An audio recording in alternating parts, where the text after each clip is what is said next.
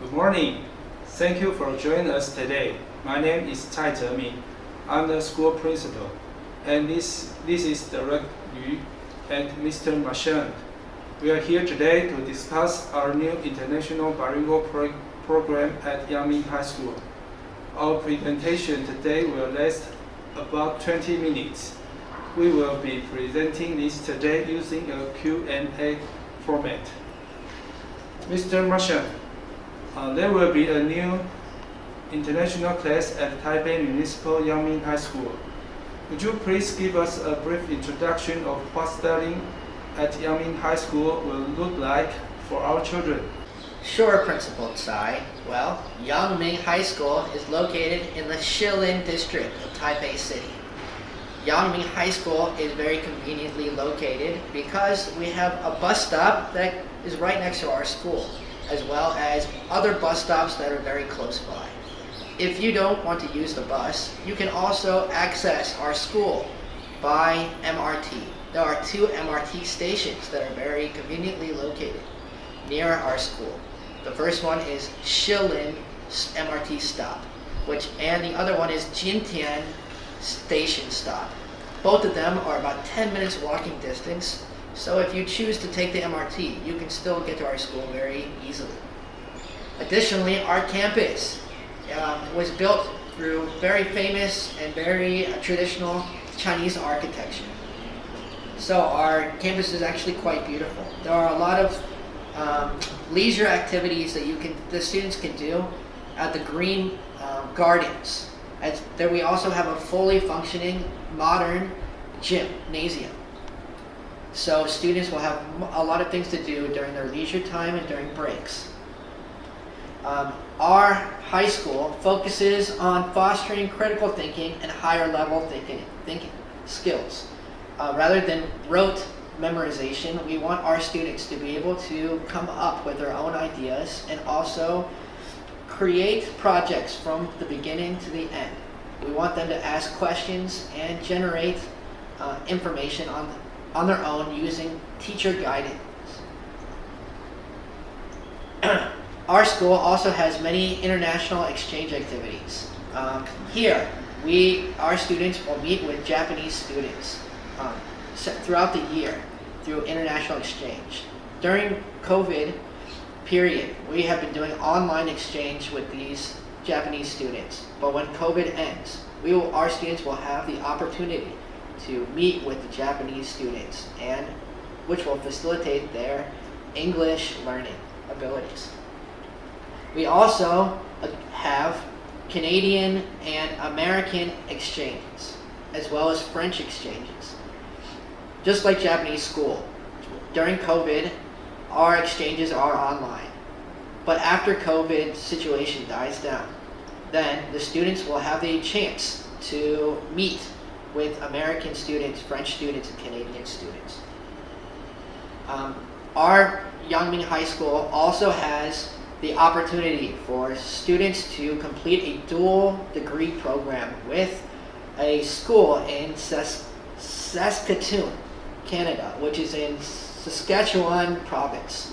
Students who do this program will be able to do courses in English online with a Canadian instructor and be able to get a dual degree. Okay, thank you, Mr. Marchand. And Okay, Debbie, I have a question. Which courses are on offer for the international bilingual class? And which classes are required and which will be considered optional? And additionally, how many credits are required for graduation and which choice and the student can choose? Well, if we look here, we can see our course map for the Taipei Yangming High School. This is for our international bilingual program. It is a little bit different than the normal program because there are only 3 MOE required courses now instead of the full course load. International students must complete English, mathematics, and physical education subjects. Additionally, they will be required to complete cross-cultural communication courses through their 3 years. At the end of the program, students will be expected to complete a capstone project, which includes a graduation essay. This project will be student-directed project using research methods that they will work on through the 3 years while they're here at Yangming High School. Students also will take optional courses, which will include 4 optional courses each semester.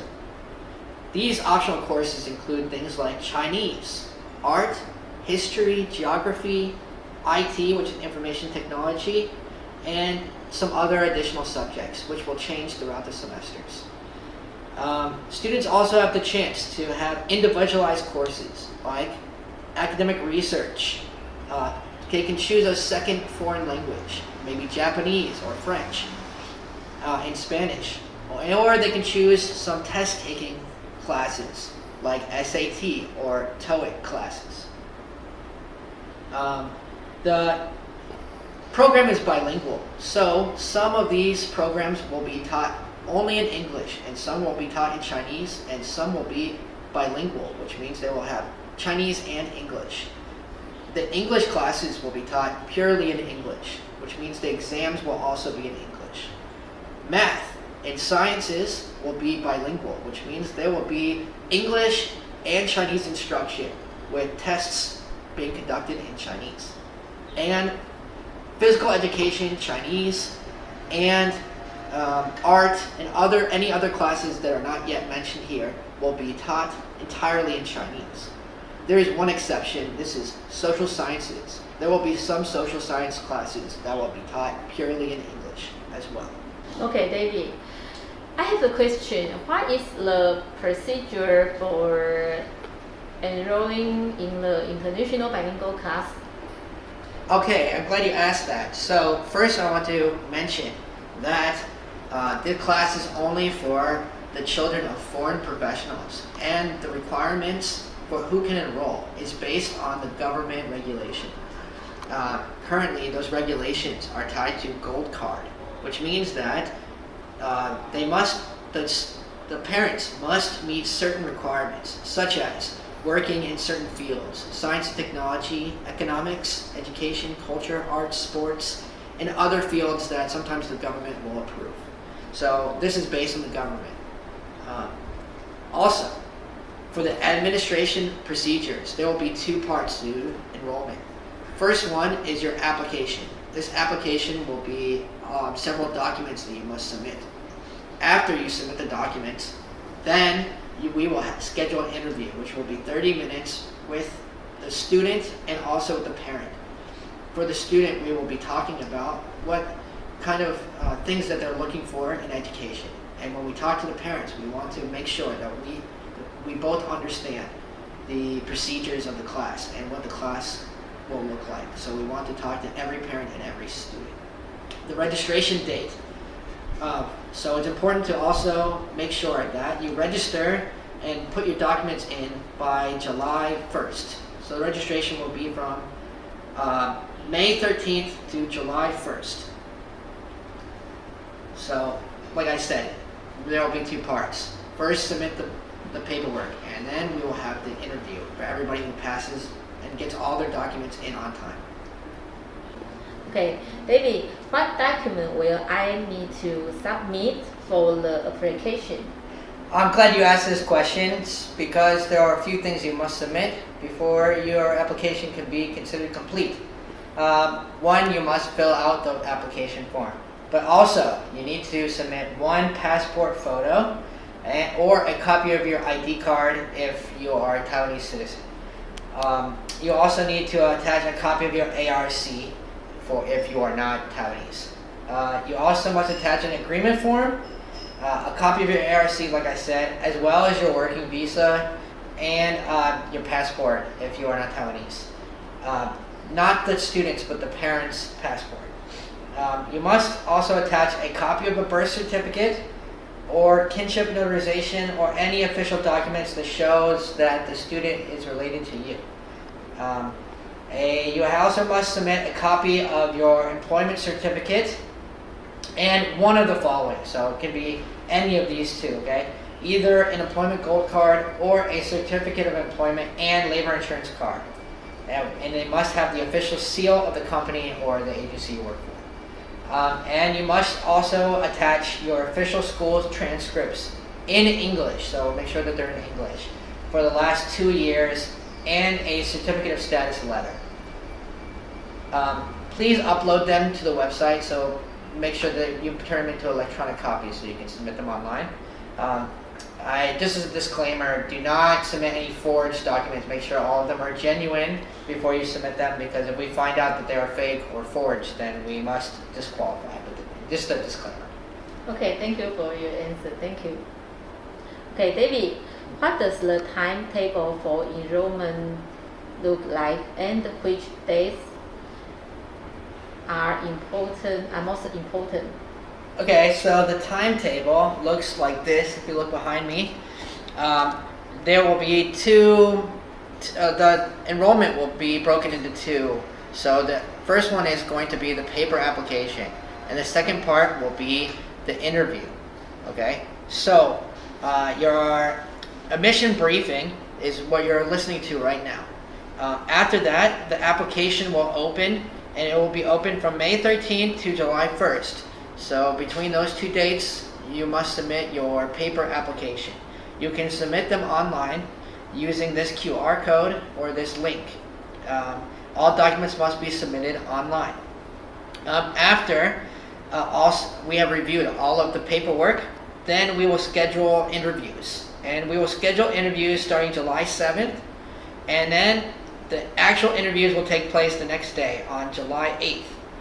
After we have done the interviews and have gone through all the interviews and the paper application, then we will announce the results of which students have been admitted to the program. This will happen on July 11th. If you want us to review the application again, and maybe we made a mistake, then you must request by July 13th, which is a Wednesday. And then after this, then we will announce enrollment, where students can come and sign up for classes. That will happen on July 14th at Yangming High School. Afterward, if you decide that you don't want your student to attend anymore, you must tell us by July 18th. So this is the deadline to withdraw a student from the course.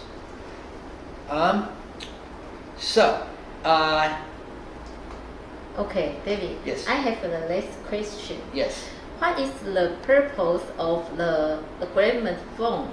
What will my student and I be expected to agree to in order to attend school at Yangming Senior High School?